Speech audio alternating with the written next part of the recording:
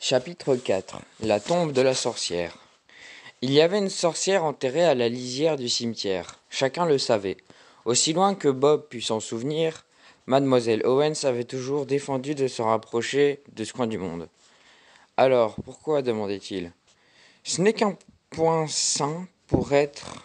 Ce n'est point sain pour un être vivant, argua Mademoiselle Owens. Tu es tout humide. C'est tout humide par là-bas, tu attraperais la mort. Monsieur Owens, de son côté, était plus évasif et moins imaginatif. Ce n'est pas un endroit où aller, se contentait-il de dire. Le cimetière, proprement dit, s'arrêtait au pied du versant ouest de la colline, au-dessus du vieux pommier, là où courait une grille de barreaux à barreaux de fer, brunie par la rouille et à petites pointes de flèches corrodées. Mais il y avait un terrain vague au-delà, un fouillis d'orties et de mauvaises herbes, de ronciers et de débris d'automne. Bob, qui dans l'ensemble était obéissant, ne se glissait pas entre les barreaux. Mais il descendait là-bas pour observer à travers la clôture. Il savait qu'on ne lui disait pas tout et c'était agaçant. Bob remonta la colline jusqu'à la petite chapelle près de l'entrée du cimetière et attendit la tombée de la nuit. Alors que le crépuscule glissait lentement du gris au violet, il eut un bruit dans la flèche comme un froufroutement de lourd velours et Silas, quittant son lit de repos dans le beffroi, descendit en rampant la tête première le long de la flèche. Qu'y a-t-il au bout du cimetière lui demanda Bob. Derrière, Harrison Westwood, boulanger de cette paroisse, et ses épouses, Marion et Joa. Pourquoi cette question s'enquit son tuteur en époussetant son costume noir du bout de ses doigts d'ivoire. Bob haussa les épaules. Comme ça, c'est une parcelle de terre non consacrée, dit Silas. Tu sais ce que ça veut dire? Pas vraiment. Silas traverse l'allée sans faire bouger une feuille morte et s'assit sur le banc à côté de Bob. Dans certains peuples, dit-il de sa voix de soie, on pense que toute terre est sacrée. Qu'elle était sacrée avant notre venue et qu'elle le sera après. Mais ici, dans ton pays, on a béni les églises et les terres réservées à l'inhumation des morts, afin de les rendre saintes. Et à côté du terrain sacré, on a laissé de la lierre non consacrée. De la terre non consacrée, le cimetière des pauvres, pour y enterrer les criminels ou les suicidés, ou encore les infidèles. Alors les gens qui sont sous terre de l'autre côté de la barrière sont des méchants. Silas haussa un seul de ses sourcils. Parfait.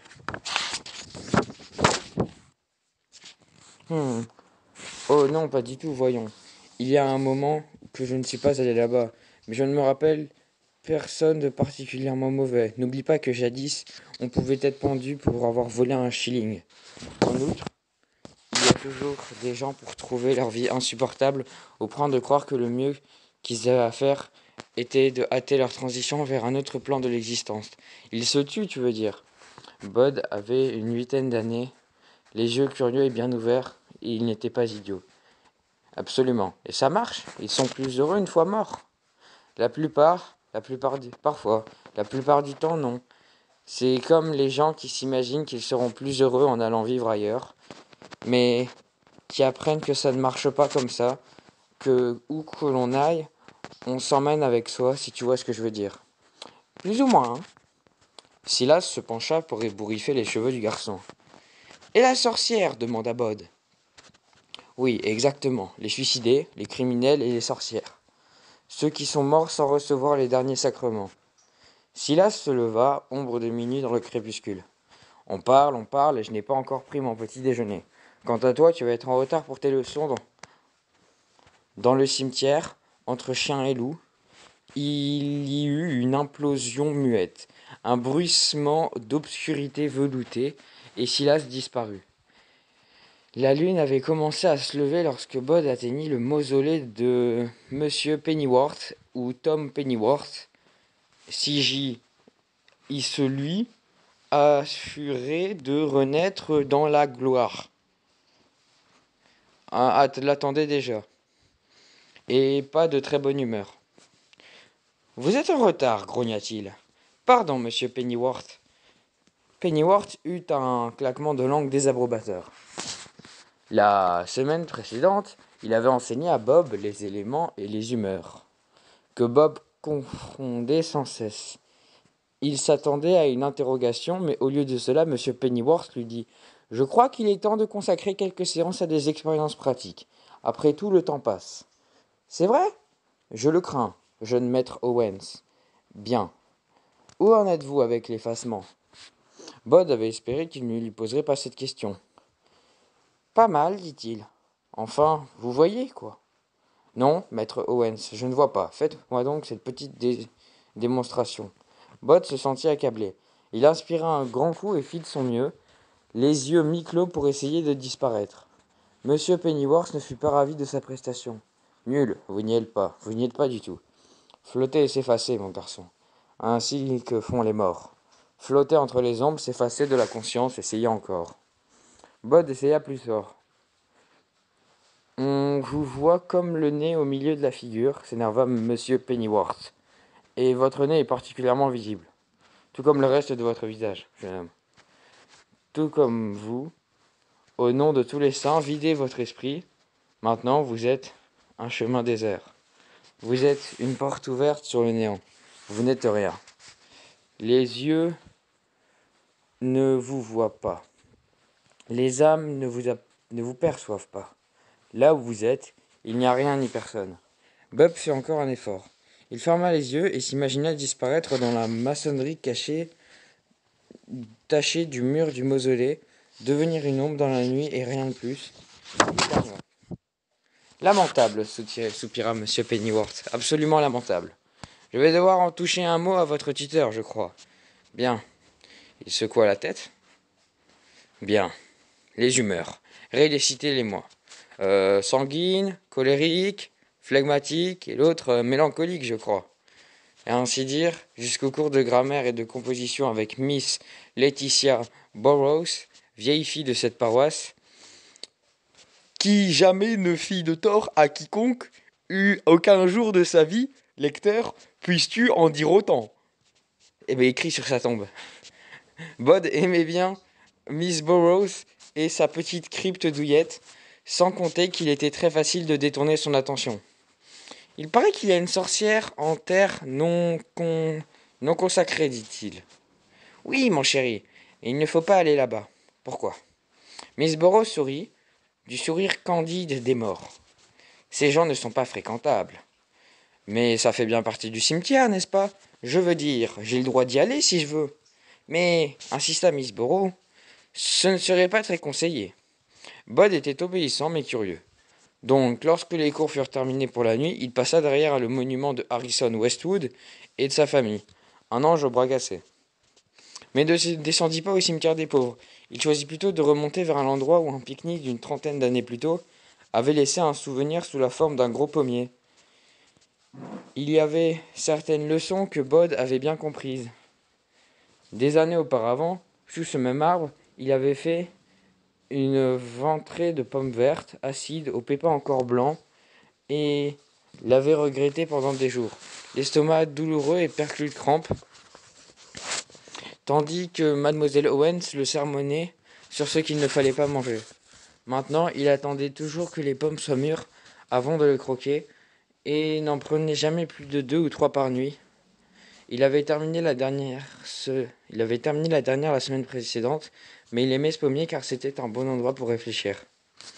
Il grimpa le long du tronc jusqu'à son poste d'observation favori, une fourche entre les deux branches, et regarda au-dessous de lui le cimetière des pauvres. Une étendue hérisseuse de plantes sauvages et de hautes herbes au clair de lune.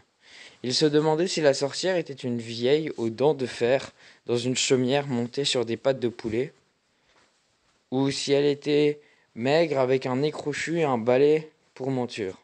Son estomac gargouilla et il se rendit compte qu'il commençait à avoir faim. Il regrettait d'avoir dévoré toutes ces pommes de l'arbre, de ne pas en avoir laissé une. Devant les yeux, il crut voir quelque chose. Il regarda une fois, il regarda 2 fois, pour être bien sûr. Une pomme, rouge et mûre. Bob n'était pas peu fier de ses talents. Il grimpa, il se hissa vers le haut, branche par branche, en imaginant qu'il était si là s'élevant à toute vitesse le long d'un mur de briques lisses. La pomme, dont le rouge était presque noir dans le clair de lune, pendait juste hors d'atteinte. Bod avança lentement sur la branche jusqu'à se retrouver au-dessous. Puis il tendit le bras en l'air, et le bout de ses doigts effleura la pomme parfaite. Il ne devait jamais la goûter. Un craquement aussi fort qu'un coup de fusil de chasse, et la branche céda sous lui. Un éclair de douleur tranchant comme la glace, de la couleur d'un tonnerre lent, le fit revenir à lui parmi les herbes sauvages en cette nuit d'été. Le sol sous lui semblait plutôt mou et curieusement tiède. Il appuyait une main par terre et sentit quelque chose comme de la fourrure chaude. Il avait atterri sur le tas de compost, là où le jardinier du cimetière jetait l'herbe coupée par la tondeuse. Ce qui avait amorti sa chute, il avait tout de même une douleur à la poitrine, et sa jambe lui faisait mal comme s'il avait atterri dessus et qu'il se l'était tordu. Bob chémit. Tout doux, mon grand, tout doux, fit une voix derrière lui. D'où est-ce que tu sors, tombé du ciel comme un météore? C'est des manières, ça? J'étais dans le pommier. Ah, montre-moi ta jambe, cassée, comme la branche de l'arbre, je parie. Ses doigts palpèrent sa jambe gauche. Rien de cassé, tordu, dit-il, peut-être foulé. Tu as une chance du diable, mon garçon. D'être tombé dans le compost, c'est pas la fin du monde. Ah, tant mieux, dit Bod, mais ça fait mal quand même. Il tordit le cou pour regarder en l'air et en arrière. Elle était plus vieille que lui, mais pas adulte. Et elle n'était ni avenante ni hostile, méfiante principalement. Elle avait un visage intelligent et vraiment pas beau du tout. Je m'appelle Bod. Le gars vivant? Bod opina. Je me disais bien que ça devrait être toi. On a entendu parler de toi, même ici, au cimetière des pauvres. C'est quoi ton nom? Owens, Nobody Owens. Bod, pour faire court. Bien le bonjour, jeune maître Bod. Bod la dévisagea de la tête aux pieds. Elle portait une simple robe blanche toute droite. Ses cheveux étaient ternes et longs. Son visage faisait penser à celui d'un lutin. Une trace de sourire embillé semblait toujours s'y attarder, quoi que fît le reste de sa face. Tu es une suicidée, demanda-t-il. Tu as volé un shilling? Jamais rien volé du tout, pas même un mouchoir. Enfin bref, enchaîna-t-elle avec désinvolture. Les suicides font partout par là, de l'autre côté de cette aubépine, et les gibiers de potence dans le roncier. Tous les deux, l'un était faussaire, l'autre était voleur de grands chemins. À ce qui prétend. Quoique, si tu veux mon avis, c'est rien de plus qu'un vil détrousseur et qu'un maraudeur. Ah, dit Bod. Puis, pris d'un soupçon, il ajouta d'un ton prudent. Il paraît qu'une sorcière est enterrée ici. Elle hocha la tête. Noyée et brûlée, et enterrée ici, qu'elle est, sans qu'il y ait seulement une pierre pour marquer l'endroit. On t'a noyé et brûlé? Elle s'installa à côté de lui, sur le tas d'herbes coupées, et prit sa jambe douloureuse entre ses mains glacées. Ils sont venus à ma petite chaumière à l'aube. J'étais même pas réveillé, et v'là qui me traîne sur la place du village. Sorcière, qui me crie, bien gras et rose, et récupéré de bon matin, comme autant de pourceaux bien étriés pour le jour du marché. Un par un, ils se lèvent sous le ciel et ils me racontent des histoires de lait tourné et de chevaux boiteux. Et finalement, Dame Jemina se lève. C'était la plus grasse et la plus rose et la mieux récurée d'entre nous. Et voilà qu'elle me raconte comment Solomon Porrid fait semblant de ne pas la voir et préfère aller traîner du côté du lavoir comme une guêpe au cours d'un pot de miel. Et c'est ma magie qui l'a rendu comme ça, qu'elle dit. Et il faut désenvoûter ce pauvre gars. Alors, il m'attache sur la chaise à sorcière et il la plonge dans une mare au canard en disant que si je suis une sorcière, je ne me noierai pas, ni n'en aurai cure, mais que si j'en ne suis pas une, je le sentirai passer. Et le père de la dame Jemina leur donne à chacun une pièce d'argent pour qu'ils tiennent la chaise sous l'eau, verte et putride un bon moment, histoire de voir si je vais boire la tasse. Et vous l'avez bu? Oh oui, je m'en suis pris plein les poumons. Ah, donc en fin de compte, vous n'étiez pas une sorcière. La fille le fixa de ses yeux le spectre en bouton de bottine, avec un sourire en coin. Il ressemblait toujours à un lutin. Mais à un joli lutin maintenant. Bot se dit qu'elle avait sûrement pas eu besoin de magie pour atterrir Solomon Borit. Pas avec un tel sourire. N'importe quoi, bien sûr que si, j'étais une sorcière. Ils l'ont su quand ils m'ont détaché de la chaise et ils m'ont allongé sur la place, pratiquement morte et couverte de lentilles d'eau et de vases puantes. J'avais des yeux blancs. Je les ai tous maudits jusqu'au dernier en pleine place du village ce matin-là, histoire qu'aucun ne repose jamais en paix dans un tombeau. Ça m'a étonné de voir comment ça me venait facilement de les maudire, et c'était comme danser, quand tes pieds battent la mesure sur une musique nouvelle et que tes oreilles n'ont jamais entendue et que ta tête ne connaît pas, et qu'ils dansent jusqu'à l'aube. Elle se leva et virevolta, lança des ruades de ses pieds nus, décochait les éclairs dans le clair de lune. C'est comme ça que je les ai maudits. Mon dernier souffle, tout gargouillant dans l'eau de la mare, puis j'ai expiré. Ils ont brûlé mon corps en place publique jusqu'à que je ne sois plus qu'un bout de charbon tout noir, et m'y ont jeté dans un trou au cimetière des pauvres, sans même une pierre pour marquer mon nom. C'est seulement alors qu'elle se tue, l'air d'un instant mélancolique. Et eux, ils sont enterrés au cimetière, donc demanda Bod. Pas un seul, fit la fille. Une étincelle dans les yeux le samedi soir, après qu'ils m'ont noyé et grillé, on a livré un tapis à maître Porrigueur, principalement de Londres. Un bien beau tapis que c'était, mais à la vérité, il n'y avait plus que la grosse laine et du beau tissage dans ce tapis, car il portait la peste dans ses boucles. Et dès le lundi, 5 d'entre eux crachaient le sang, et leur peau était devenue aussi noire que la mienne quand on m'a tiré du feu. Une semaine plus tard, presque tout le village était emporté, et on a jeté les corps tous ensemble dans une fosse creusée à l'écart de la ville qui a été rebouchée après. Tout le village a été tué. Elle haussa les épaules. Tous ceux qui m'ont regardé me noyer et brûler. Comment va ta jambe maintenant? Mieux, merci. Bot se leva, lentement, et descendit du tas d'herbe en clopinant. Il s'appuya au barreau de fer. Alors tu étais déjà une sorcière, demanda-t-il, je veux dire, avant de les maudire tous? Comme s'il fallait de la sorcellerie, maugréa-t-elle en reniflant, pour que Solomon Porridge vienne rôter autour de ma chaumière. Ceux qui pensent à Bod sans le dire ne répondaient pas à la question, pas du tout.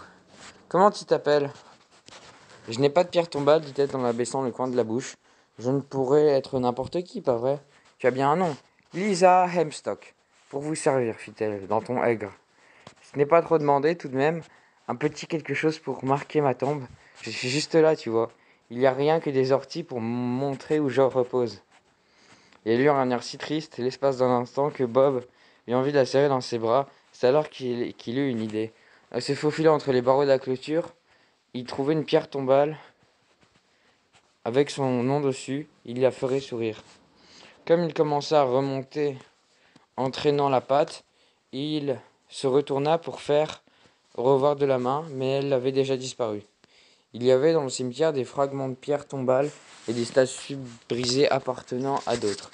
Mais cela ne conviendrait pas du tout. Bob le savait très bien. Et à la sorcière aux grilles du cimetière des pauvres. Il allait devoir trouver beaucoup mieux. Il résolut de ne parler à personne de son projet, au motif pas entièrement faux qu'on lui aurait interdit de le mener à bien. Pendant quelques jours qui fuirent, sa tête s'emplit de stratagèmes les plus extravagants et compliqués les uns que les autres. Monsieur Pennyworth s'arrachait les cheveux. Je crois bien, constata-t-il, en grattant sa moustache poussiéreuse, que vous êtes de plus en plus mauvais. Vous ne vous effacez point, vous êtes flagrant, mon garçon. Il est impossible de ne pas vous voir. Vous pourriez arriver en compagnie d'un lion violet, d'un éléphant vert et d'une licorne écarlate chevauchée par le roi d'Angleterre et tenue d'apparat. Il m'est avis que ce serait encore vous et vous seul que l'on regarderait avec des yeux ronds, et que les autres ne seraient que broutilles à côté de vous. Bob se contenta de les fixer du regard sans rien dire. Il se demandait s'il existait des boutiques spéciales dans les lieux fréquentés par les vivants, où l'on ne vendait que des pierres tombales, et si oui, comment il pourrait s'en procurer une.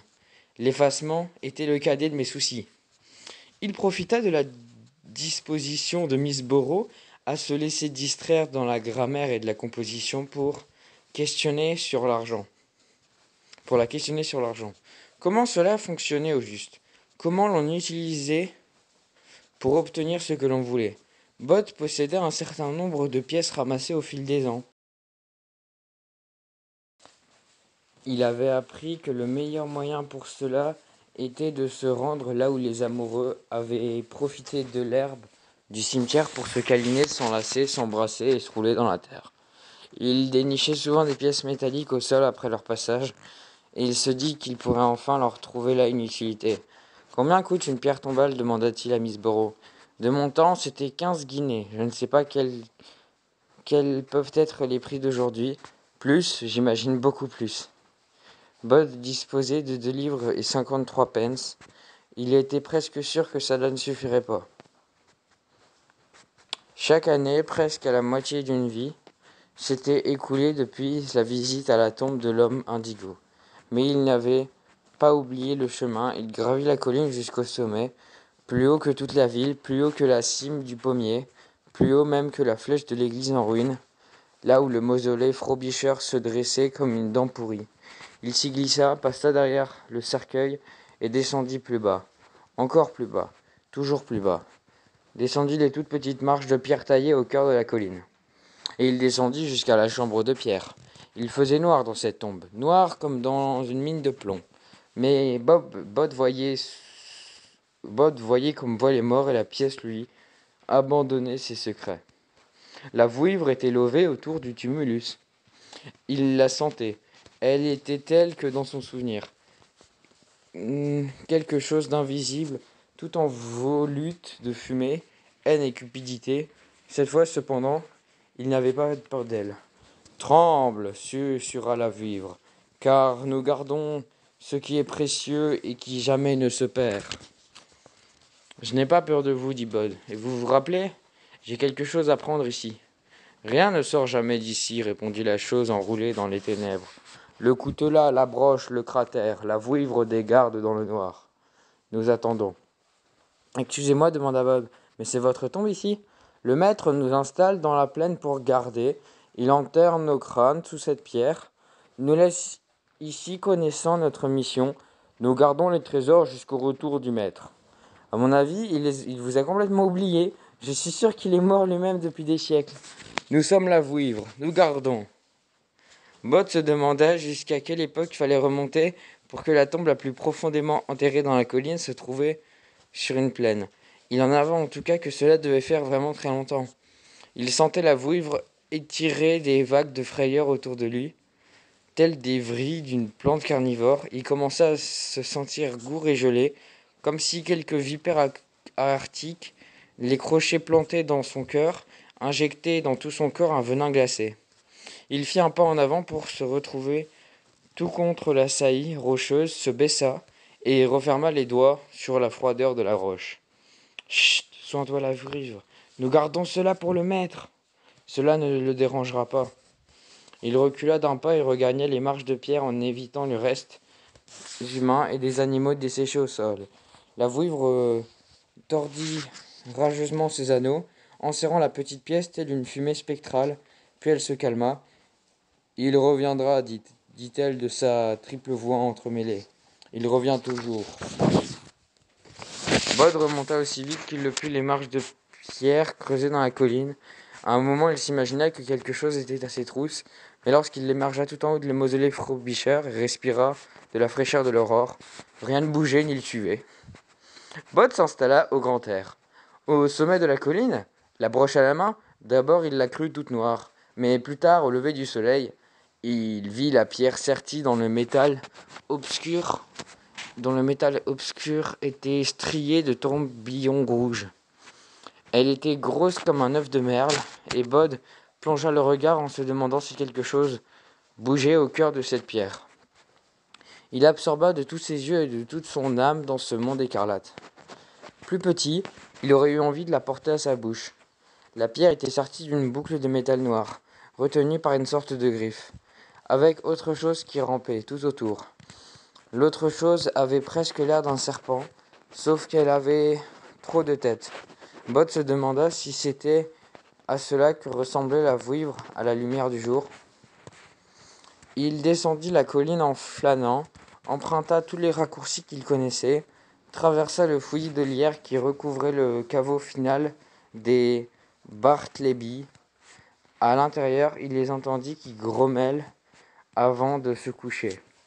Et plus loin, passa par-dessus la clôture pour pénétrer dans le cimetière des pauvres. « Lisa, Lisa !» appelait-il tout en regardant autour de lui. « Bien le bonjour, jeune malotru !» fit la voix de Lisa. Bud ne la voyait pas, mais il avait toujours une ombre de trop sous l'aubépine, et à son approche, cette ombre volatile fit place à quelque chose de translucide, de nacré dans la lumière du petit matin. Quelque chose de féminin, avec des yeux gris. « Je devais dormir alors qu'il est... » dit-elle. Qu'est-ce que c'est des manières ? Ta pierre tombale, je voulais savoir ce que tu voulais dessus. Mon nom, elle doit porter mon nom, avec un grand E comme Elisabeth. Pareil que la vieille reine qui est morte quand je suis né. Et un grand H comme Hempstock. À part cela, tout m'est égal. J'ai jamais vraiment appris des lettres. Et pour les dates, Guillaume le Conquérant, 1070, récita-t-elle, au hasard, dans le souffle du vent de l'aube, dans le buisson d'aubépine, et un grand E si ça ne te dérange pas. Un grand H. Tu avais un travail, lui demandait Bob. Quand tu ne faisais pas la sorcière, je veux dire. Je lavais du linge, dit la morte. Puis le soleil matinal inonda le terrain vague et Bob se retrouva seul. Il était 9 heures, l'heure où tout le monde dort. Bob était bien décidé à rester debout. Il avait après tout une mission à accomplir. Il avait 8 ans. Et le monde de l'au-delà du cimetière ne lui faisait pas peur. Des vêtements, il lui fallait des vêtements. Il était conscient que sa tenue habituelle, le linceul gris, ne ferait pas l'affaire. C'était bon pour le cimetière. Il était assorti aux pierres et aux ombres. Mais s'il en allait défier le monde derrière le mur d'enceinte, il devrait se fondre dans la population. Il y avait quelques vêtements dans la crypte sous l'église en ruine, mais Bud se refusait à y descendre, même en plein jour. S'il était tout prêt à se justifier face au sieur et à la dame Owens, il ne concevait pas s'ouvrir à Silas. L'idée de voir dans ses yeux sombres de la colère roupie ou de la déception, la honte l'envahissait. Une cabane de jardinier se dressait tout au bout du cimetière, petite construction verte qui sentait le cambouis et où la vieille tondeuse prenait la rouille, délaissée, en compagnie d'un assortiment de vieux outils de jardin.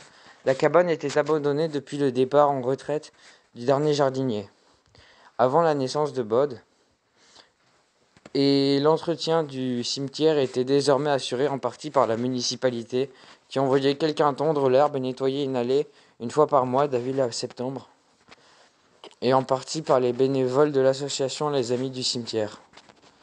Un énorme cadenas accroché à la porte gardait le contenu de la cabane, mais Bud avait depuis longtemps découvert la planche mal fixée à l'arrière. Il entrait parfois pour s'absorber dans ses pensées lorsqu'il avait envie d'être seul. Depuis qu'il venait là, une veste de travail marron avait toujours été suspendue derrière la porte, oubliée ou abandonnée des années plus tôt, ainsi qu'un blue jeans de jardinage taché de vert. Le jeans était bien trop grand pour lui, mais il roula le bas de ses jambes jusqu'à que ses pieds dépassent, et puis se fit une ceinture avec de la ficelle qu'il noua autour de sa taille. Il y avait des portes dans un coin et essaya de les enfiler, mais elles étaient si grandes et si encrouées de boue et de ciment qu'il ne pouvait à peine lever les pieds, et que s'il faisait un pas, elles restaient clouées au sol de la cabane. Il poussait la veste au dehors par le trou entre les planches, sortit en s'aplatissant puis l'enfila. En remontant les manches, estima-t-il, elle ne lui allait pas si mal. Elle avait de larges poches, il fourra les mains et se sentit tout à fait chic. Bud descendit jusqu'au grand portail du cimetière et regarda à travers les barreaux. Un autobus brinque-ballant passa dans la rue. Il y avait des voitures, des bruits, de boutiques derrière lui, un ombrage vert et frais couvert d'arbres et tapissé de lierre. C'était chez lui. Le cœur tambourinant, Bud sortit dans le monde. Ebenezer Bolger en avait vu, dans sa vie, des drôles de types. Avec une boutique comme la sienne, vous en auriez vu aussi. Les shops situés dans les dédales et les ruelles de la vieille ville, un peu antiquaire, un peu bric-à-brac, un peu mont-de-piété, et Azabanner lui-même ne savait plus très bien ce qu'il était, attirait les individus louches et les gens bizarres, certains désireux d'acheter, d'autres dans le besoin de vendre. Abazaner Bolger procédait sans facture. à l'achat comme à la vente, et faisait les meilleures affaires encore sous le manteau, dans son arrière-boutique, acceptant des objets de provenance douteuse pour ensuite les fourguer tranquillement. Son affaire était un iceberg. Seule la petite boutique poussiéreuse était visible en surface, le reste était occulte, exactement comme il le voulait. Abazaner Bolger arborait des lunettes vertes, épais, et une perpétuelle expression de léger dégoût, comme s'il venait de se rendre compte que le lait de son thé était tourné et ne pouvait se défaire du goût aigre dans sa bouche. Cette expression lui rendait de grands services lorsqu'on lui essayait de lui vendre quelque chose. Honnêtement, disait-il de son air revêche, ça ne vaut pas grand-chose. Je vais vous en donner ce que je peux, quand même, pour la valeur sentimentale. Vous en aviez de la chance si vous en obteniez à peu près ce que vous en attendiez. Si vous en obteniez à peu près ce que vous en attendiez. Une affaire comme celle d'Abazaner Bolger avait beau attirer les gens bizarres, l'enfant qui entra à ce moment-là était l'un des plus étranges qu'il n'ait jamais vu de toute sa vie.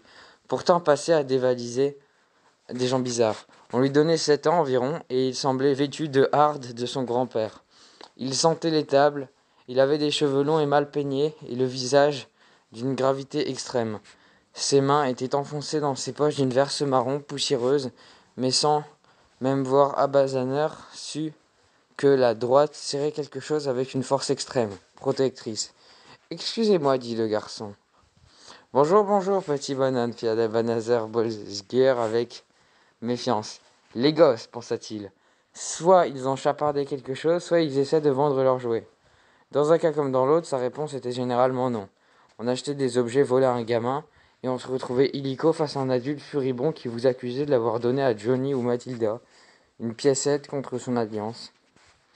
C'était bien trop de soucis pour la peine qu'on s'en donnait, ces gosses.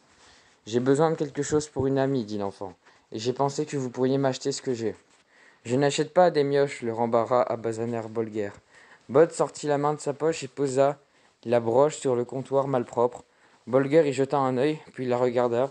Il prit un lorgnon sur le comptoir et visa sur l'œil. Il retira ses lunettes. « Où as-tu trouvé ça ?» demanda-t-il.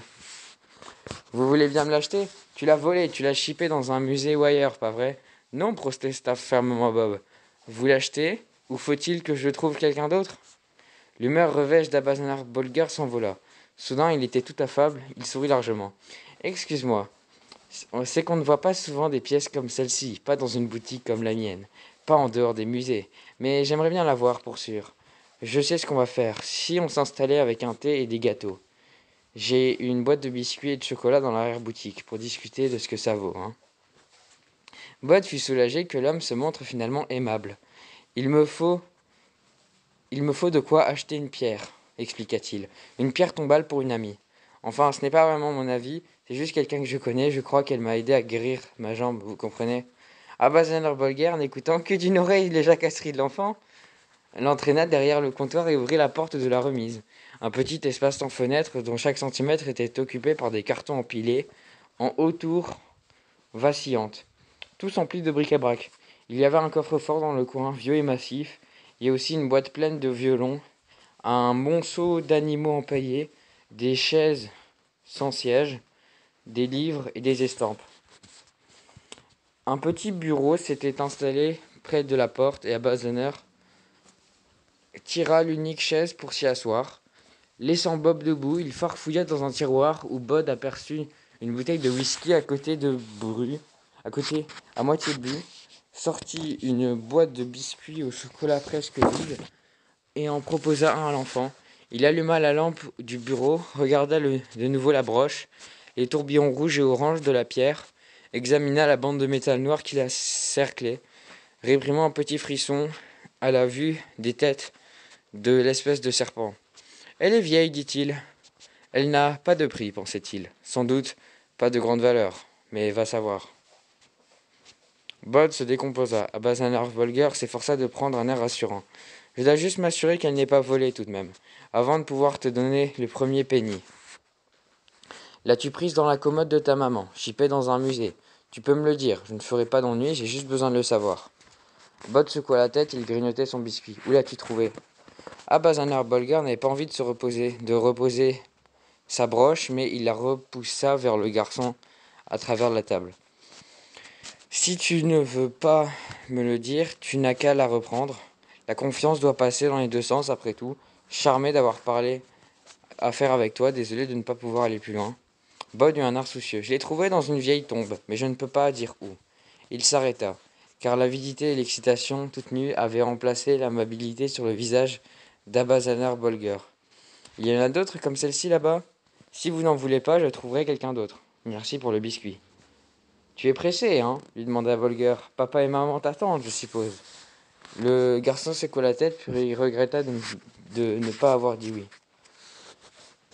Personne ne t'attend, c'est bien. Abazanar Bolger referma sa main sur la broche. Maintenant, tu vas me dire exactement où tu as trouvé ça, hein? Je ne m'en souviens plus. C'est trop tard pour ça. Tu n'as qu'à y réfléchir un petit moment. Ensuite, quand tu auras réfléchi, on va bavarder un peu et tu me diras tout. Et il se leva et sortit de la pièce en refermant la porte derrière lui. Il la retrouva avec une grosse clé de fer. Il ouvrit la main, regarda donc la broche et sourit d'un sourire avide. La clochette tinta ding au-dessus de la porte de la boutique pour l'avertir que quelqu'un était entré. Il leva les yeux d'un air coupable, mais il n'y avait personne. La porte était légèrement entrouverte, toutefois, et Bolger la referma. Puis, pour faire bonne mesure, il retourna l'écriteau de la vitrine du côté marqué Fermi. Il poussa le verrou. Il ne voulait pas de fouineur pour aujourd'hui. La journée d'automne était passée du soleil à la grisaille, et une pluie légère s'écoulait en crépitant le long de la vitrine crasseuse. Abazanar Bolger décrocha le téléphone du comptoir et s'enfonça les touches d'un doigt qui tremblait à peine.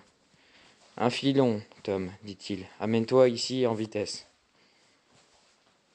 Tom comprit qu'il était piégé en entendant tourner la clé dans la serrure. Il tira la porte, mais elle était bien fermée.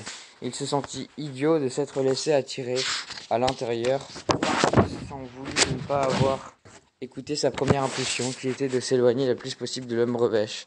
Il avait désobéi à toutes les règles du cimetière, où était allé et tout était allé de travers. Que diraient Silas et Lewens? Ils sentirent monter la panique et la réprima, repoussant l'inquiétude tout au fond de lui.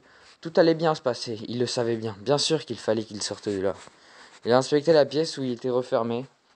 Ce n'était guère qu'un débarras équipé d'un bureau. La seule issue était la porte. Il ouvrit le tiroir du bureau et n'y trouva rien, à part des petits pots de peinture qui servaient à redonner un éclat aux antiquités, et un pinceau. Il se demanda s'il serait capable de jeter de la peinture au visage de l'homme pour l'aveugler le temps de s'échapper. Il souleva le couleur d'un pot et y trempa le doigt.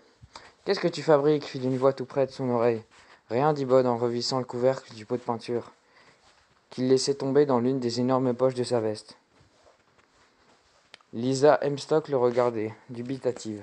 « Pourquoi t'es là-dedans » lui demande-t-elle. « Et c'est qui le gros plein de soupe là-bas ?»« La boutique est à lui, j'essayais de lui vendre quelque chose. »« Pourquoi ?»« Pas tes oignons. » Elle renifla. « Bon, dit-elle, tu ferais mieux de rentrer au cimetière. »« Je ne peux pas, il m'a enfermé. »« Mais si, pardi, tu passes à travers le mur et... »« Non, je ne peux pas. Je ne peux le faire qu'à la maison, parce qu'on m'a accordé la libre citoyenneté du cimetière quand j'étais bébé. » Il leva les yeux vers elle. Sous la lumière électrique, elle était difficile à voir réellement, mais Bod avait parlé à des morts toute sa vie. « Et d'abord, qu'est-ce que tu fais là ?» lui demande-t-il. « Qu'est-ce que tu fais en dehors du cimetière? C'est le jour et tu n'es pas comme Silas. Tu es censé rester dans le cimetière. Il y a des règles pour les gens du cimetière, mais pas pour les gens qui sont enterrés en terre non consacrée. Personne ne me dit à moi ce que je dois faire ni où je dois aller. » Elle fixa sur la porte un regard furieux. « Je n'aime pas ce bonhomme. Je vais voir ce qu'il fabrique. » Un battement de cils, et Bod fut de nouveau seul dans la pièce. Il entendit le roulement de tonnerre dans le lointain, dans le sombre capharnaüm de Bolger Antiquité. Abazanar Bolger leva la tête, soupçonneux et certain d'être observé, puis il comprit que c'était absurde. « Le garçon est enfermé dans la pièce, se dit-il. La porte d'entrée est fermée la clé. Je ne peux pas. Je ne peux le faire qu'à la maison, parce qu'on m'a accordé la libre citoyenneté du cimetière quand j'étais bébé. » Il leva les yeux vers elle sous la lumière électrique. Elle était difficile à voir réellement, mais Bod avait parlé à des morts toute sa vie. « Et d'abord, qu'est-ce que tu fais là ?» lui demanda-t-il. « Qu'est-ce que tu fais en dehors du cimetière et le jour? Tu n'es pas comme Silas, tu es censé rester dans le cimetière. Il y a des règles pour les gens du cimetière, mais pas pour ceux qui sont enterrés en terre non consacrée. Personne ne dit à moi ce que je dois faire ni où je dois aller. Elle fixa sur la porte un regard furieux. Je n'aime pas ce bonhomme et je vais voir ce qu'il fabrique. Un battement de cils et Bud fut de nouveau le seul dans la pièce. Il entendit un roulement de tonnerre dans le lointain, dans le sombre capharnaüm de Bolger Antiquité. Abanazar Bolger leva la tête, soupçonneux, certain d'être observé, puis comprit que c'était absurde. Le garçon est enfermé dans la pièce, se dit-il. La porte d'entrée est fermée à clé. Il frottait la boucle de métal qui enserrait la pièce au serpent avec la douleur et le soin d'un archéologue et sur un chantier d'enfouille, retirant le noir pour révéler l'argent miroitant en dessous. Il commençait à regretter d'avoir appelé Tom Hunsling, quoique ce dernier fut grand, fort et doué pour faire peur. Il commençait aussi à regretter de devoir vendre la broche quand il l'en aurait terminée. Elle était exceptionnelle. Plus elle brillait sous la petite lampe du comptoir, plus il voulait qu'elle soit à lui, et à lui seulement. Il y en avait d'autres là d'où elle venait. Cependant, l'enfant lui dira tout. L'enfant l'y mènera. L'enfant. Une idée le frappa. Il posa la broche à regret et ouvrit un tiroir derrière le comptoir, d'où il ouvrit une boîte de biscuits à fer blanc remplie d'enveloppes, de cartes, de morceaux de papier. Il y plongea la main et en retira un carton à peine plus grand qu'une carte de visite. Il était cerné d'un liseré noir. Ni nom, ni adresse n'y était imprimé. Toutefois, rien qu'un mot, écrit à la main au centre, dans une ocre qui avait viré au brun. Jack. Au revers de la carte, Abanazar Bolger avait griffonné au crayon de la petite écriture précise des instructions pour lui-même, en guise d'aide-mémoire. Même s'il ne risquait pas d'oublier l'usage de cette carte ni le moyen de convoquer Jack, non pas le convaincre de l'inviter. On ne convoquait pas un tel homme. Un coup frappé à la porte de la boutique. Bolger jeta la carte sur le comptoir, alla à la porte et scruta l'après-midi mouillé au dehors. Dépêche, cria Tom Hustling. Il fait un temps de chien, épouvantable, je me fais tremper. Bolger déverrouilla la porte et Tom Hustling se précipita à l'intérieur, l'imperméable et les cheveux dégoulinants. Alors, qu'est-ce que c'est, cette chose tellement importante que tu ne peux pas me parler au téléphone? Notre fortune, dit Abanazar Bolger en prenant son air revêche. Voilà ce que c'est. Hustling retira son imperméable et suspendit derrière la porte de la boutique. Qu'est-ce qu'il y a? Un bolo tombé d'un camion? Un trésor de deux sortes. Il fit passer son ami derrière le comptoir et lui montra la broche sous la petite lampe. Elle est ancienne, non? De l'époque païenne, confirma Abanazar. Plutôt même. L'époque des druides, avant la venue des Romains. On appelle ça une pierre givrée. J'en ai vu dans les musées. Jamais vu un travail du métal comme celui-ci, ni aussi fin. Elle a dû appartenir à un roi. Le petit gars l'a trouvée et dit qu'elle vient d'une tombe. Imagine un tumulus rempli de trucs comme ça. Ça vaudrait peut-être le coup de faire ça dans les règles, observa Hustling, pensif. De déclarer qu'on a trouvé un trésor, ils sont obligés de nous payer de la payer au prix du marché, et on pourrait exiger qu'ils nous donnent notre nom, le leg Hustling Bolger. Bolger Hustling, le corrigea machinalement à Banazar. Puis il ajouta: il y a quelques types dont j'ai entendu parler, des gens vraiment riches qui nous en donneraient plus que le prix du marché s'ils pouvaient la tenir comme tu le fais. Car Tom Hustling palpait la broche avec douceur, comme un homme caressant un chaton, et sans poser de questions. Il tendit la main à contre-cœur. Tom Hustling lui tendit la broche. Tu parlais de deux sortes de trésors, dit ce dernier. C'est quoi l'autre? Labanazar ramassa la carte liserée noire et tendit à son ami pour qu'il l'examine. Qu'est-ce que c'est? Hustling secoua la tête. Labanazar reposa la carte sur le comptoir. Il y a comme qui dirait des gens qui en cherchent d'autres. Et alors?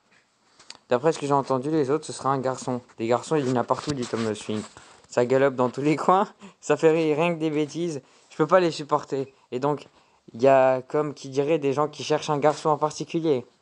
Le petit gars m'a tout l'air d'avoir l'âge, il est habillé. Bon, tu verras comment il est habillé. Et il a trouvé ça. Ça se pourrait bien que ce soit lui. Et si c'est lui? Abanazar Bolger reprit la carte par les bords. Il la fit bouger en avant en arrière. Lentement, comme s'il passait la bordure dans une flamme imaginaire. Une chandelle pour trouver ta chambrette, commença-t-il. Et une hache pour trouper la tête. Parole d'une comptine anglaise, entre guillemets. Enchaîna Tom Hustling, d'un air préoccupé. Mais réfléchis un peu. Si on appelle le Jack, on perd le garçon, et si on perd le garçon, on perd le trésor. Et les deux hommes échangèrent des arguments, soupesant les avantages et inconvénients respectifs de dénoncer le garçon et de chercher le trésor, qui, dans leur tête, avait pris les propositions d'une gigantesque caverne regorgeant d'objets précieux. Tandis qu'ils débattaient, Abanazar sortit sous le comptoir une bouteille d'eau-de-vie de prunelle et leur versa à tous les deux une généreuse rasade, histoire de fêter ça. Lisa se lassa vite de leur discussion, qui avançait, reculait et tournait en rond comme un moulin avance qui aboutit sans aboutir à rien. Elle regagna donc la remise, où elle trouva Bod debout au milieu de la pièce, les yeux fermés, les sourcils froncés, les poings serrés, le visage crispé comme s'il avait une rage dedans, presque violet à force de retenir son souffle. « Qu'est-ce que tu fais donc à présent ?» lui demanda-t-elle, impassible. Il ouvrit les yeux et se détendit. « J'essaie de m'effacer, lui expliqua-t-il, risonifla. Et c'est encore. Ce qu'il fit, retenant sa respiration encore plus longtemps cette fois. « Arrête, lui dit-elle, tu vas éclater. » Bob reprit son souffle, puis soupira. « Ça ne marche pas. Je ferais peut-être mieux de l'assommer d'un coup de caillou et de partir en courant. » Comme il n'y avait pas de cailloux, il s'empara d'un presse-papier en verre coloré et soupesa dans sa main, en se demandant s'il serait capable de lancer assez fort pour arrêter Abanazar Bolger. « Ils sont deux là-bas maintenant, » dit Lisa. « Et si c'est pas l'un qui t'attrape, ce sera l'autre. À ce qu'ils disent, ils veulent que tu leur montres où que t'as eu ta broche, fouiller la tombe et prendre le trésor. » Elle ne lui parla pas de leur haute discussion ni de la carte liserée noire. Elle secoua la tête. « Pourquoi que t'es allé faire une bêtise pareille? Tu connais les règles, il faut pas sortir du cimetière. T'as bien cherché les ennuis. » Bod se sentit insignifiant et très bête. « Je voulais te trouver une pièce tondale, avoua-t-il d'une petite voix. Et j'ai pensé que ça devait coûter cher, alors j'ai essayé de vendre la broche pour en acheter une. » Il ne répondit rien. « Tu es fâché ?» Elle secoua la tête. « Pour la première fois en 500 ans qu'on fait quelque chose de gentil pour moi, dit-elle, avec l'ombre d'un sourire de lutin. Je vais pas me fâcher. » Puis elle écouta. « Tu fais quoi quand tu essaies de t'effacer ? » Ce que j'ai enseigné à Monsieur Pennyworth. Je suis une porte ouverte sur le vide. Je suis un chemin désert, je ne suis rien. Les yeux ne me voient pas, les regards glissent sur moi. Mais ça ne marche jamais. C'est parce que t'es vivant, commença Linda en sifflant. Il y a des trucs qui marchent pour nous, autres les morts, vu qu'on aurait plutôt du mal à se faire remarquer et qui marcheront jamais sur vous. Elle serra les bras autour de son corps en se balançant d'avant en arrière, comme si elle se débattait intérieurement de quelque chose. C'est pour moi que tu t'es mis dans ce pétrin. Viens ici, Nobody Owens. Il fit un pas vers elle dans une pièce minuscule, puis elle posa ses mains froides sur son front. Elles lui firent l'effet d'un foulard en soie mouillé contre sa peau. « Alors, dit-elle, je dois pouvoir faire quelque chose pour toi. » Et sur ce, elle se mit à marmonner pour elle, même des mots que Bod ne distinguait pas, puis elle déclama haut et fort. « Sois vent, rêve, cendre et néant, sois nuit, noir, âme et souhait, et glisse et flotte, et vois sans être vu. Ici, là-bas, ni un autre entre deux. » Quelque chose d'immense le toucha, le frôla de la tête aux pieds et qui frissonna. Ses petits poils se hérissèrent et sa peau se couvrit de chaleur de poule. Quelque chose a changé. « Qu'est-ce que tu as fait ?» demanda-t-il. « Juste un coup de main. Je suis peut-être une morte, mais une morte qui est aussi une sorcière, rappelle-toi. Et ça ne s'oublie pas. » « Mais chut, ils reviennent. » La clé fourragea dans la serrure de la remise. « Alors, mon petit bonhomme, fit d'une voix que Bod n'avait pas encore entendue clairement. Je suis sûr qu'on va tous devenir de grands amis. » Et sur ces mots, Tom Hustling poussa la porte. Et puis il resta sur le seuil et regardait autour de lui, l'air perplexe. C'était un grand et gros homme, aux poils roux comme un renard et au nez rougi par l'alcool. « Ici, à Banazer ? Tu ne m'as pas dit qu'il était ici ?»« Ben si, répond Bolger derrière lui. Mais je ne le vois nulle part. » La tête de Bolger apparut derrière celle de l'homme Rubicon et il le scruta de la tête. « Il se cache, dit-il en regardant droit à travers Bod. « Ça ne sert à rien de te cacher, clama-t-il d'une voix forte. Je te vois là-bas. Allez, sors de là. » Les deux hommes entrèrent dans la petite pièce et Bod resta parfaitement immobile entre eux. En pensant aux leçons de M. Pennyworth, il ne réagit pas, ne bougea pas, et laissa leur regard glisser sur lui sans le voir. « Tu vas regretter de ne pas être sorti quand je t'ai appelé, » gronda Bolger en fermant la porte. « Bon, dit-il à Tom Hustling. Tu bloques la sortie pour l'empêcher de passer. » Sur ce, il fit le tour de la pièce, inspecta tous les recoins, se baissa maladroitement pour regarder derrière le bureau. Il passa juste devant la bode et ouvrit le tiroir. Ah, là, je te vois, cria-t-il. Allez, sors. Lisa pouffa de rire. Qu'est-ce que c'était demanda Tom Huxley en tournant sur lui-même. J'ai rien entendu, grommela Ebenezer Bolger. Lisa gloussa de nouveau, puis elle joignit les lèvres et, en soufflant, fit un bruit qui commença comme un sifflement, puis résonna comme le vent dans le lointain. Les ampoules de la petite pièce clignotèrent et grésillèrent, puis s'éteignirent. Saloperie de fusil, brâla Bolger. Viens, on perd notre temps. La clé cliqueta dans la serrure et Lisa et Bob se retrouvèrent seuls dans la pièce. Il s'est enfui, constata Ebenezer Bolger. Bob l'entendait à travers la porte à présent. Une pièce comme celle-là, il n'y avait pas où se cacher, on l'aurait vu. Le Jack ne va pas être content. Et qui lui dira si un silence. Dis donc, Tom Hustling, où est passée la broche? Quoi ça? La voilà, je la garde en sécurité. En sûreté, dans ta poche? Drôle d'endroit pour garder en sécurité, si tu veux mon avis, je dirais plutôt que tu allais te barrer avec. Comme si tu comptais te garder ma broche pour toi tout seul. Ta broche, à Ebenezer? Ta broche? Notre broche, tu veux dire.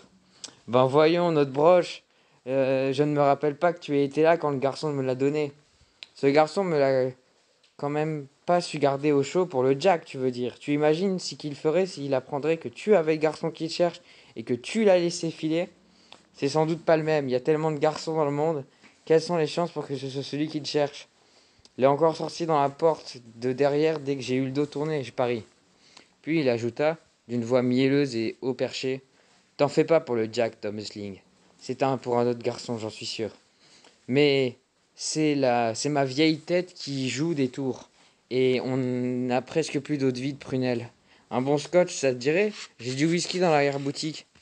Attends-moi ici une minute.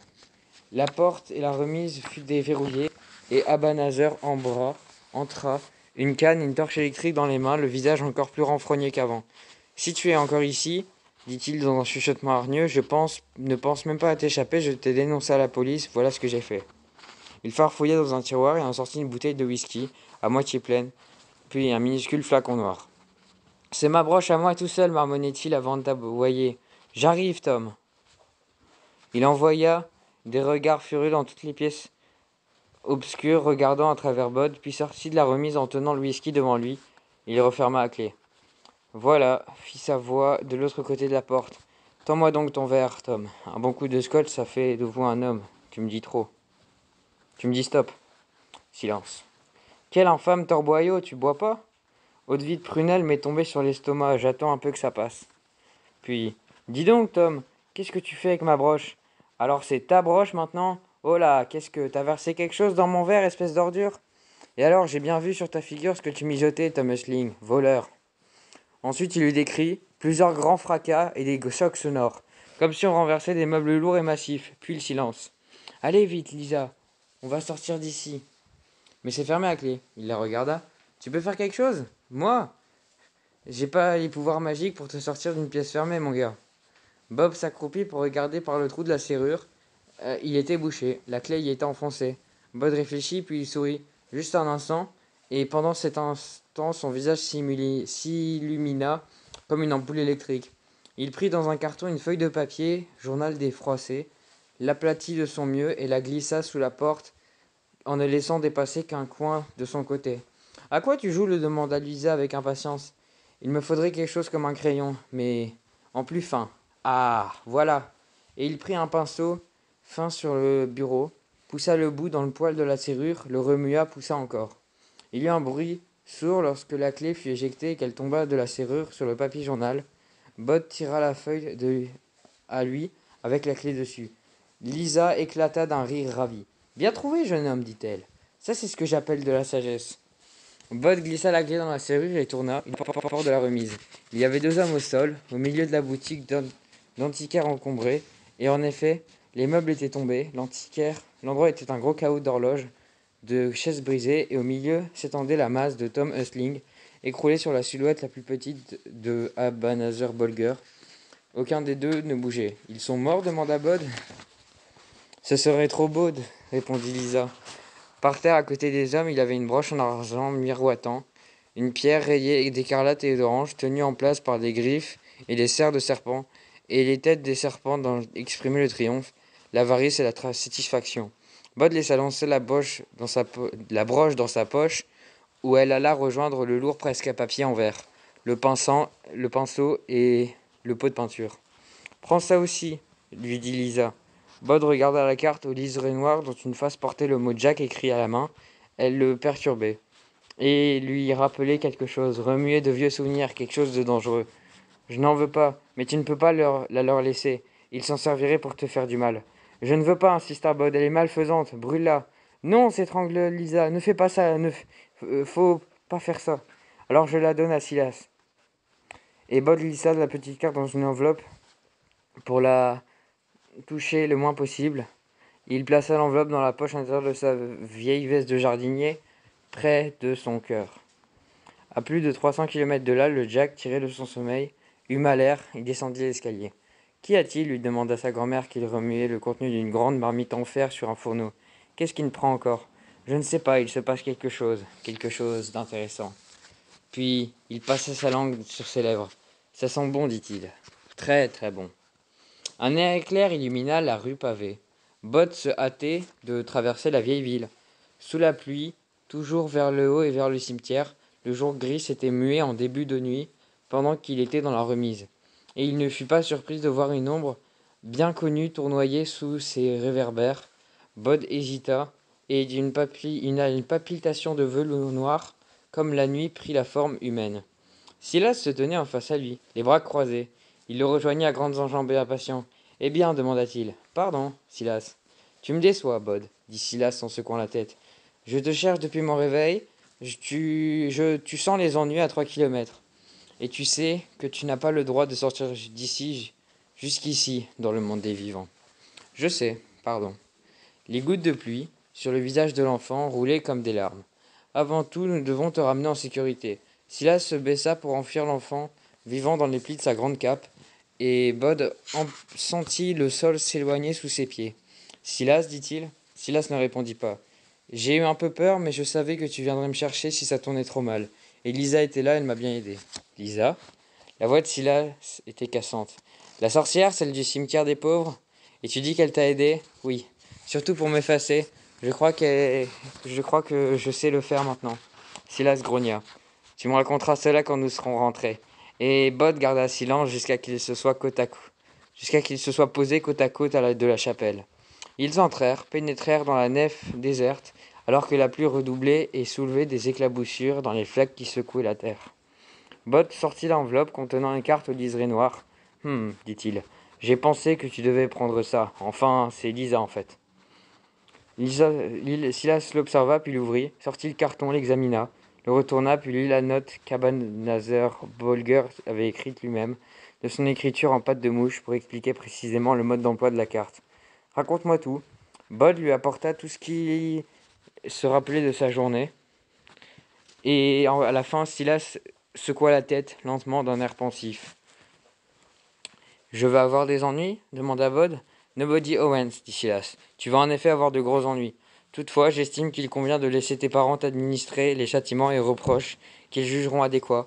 En attendant, j'aurai besoin d'éliminer ceci. » La carte liseré noir fut happée dans les plis de la cape de velours, puis, fidèle aux usagers de ses semblables, Silas disparut. Bud remonta la veste par-dessus sa tête et grimpa dans les allées glissantes jusqu'au sommet de la colline, jusqu'au mausolée Frobisher. Il poussa le côté le cercueil d'Éphraïm, Petit Fer, et descendit plus bas, encore plus bas et toujours plus bas. Il reposa la broche près de la coupe du couteau. « La voilà, dit-elle, bien astiquée, toute belle. »« Elle revient !» dit la vouivre avec une pointe de satisfaction dans sa voix fumée silencieuse. « Elle revient toujours !» La nuit avait été longue. Bud passa d'un pas endormi et relativement léger devant la petite tombe de la demoiselle merveilleusement nommée Liberty Blade. Ce qu'elle a dépensé pour toujours est perdu.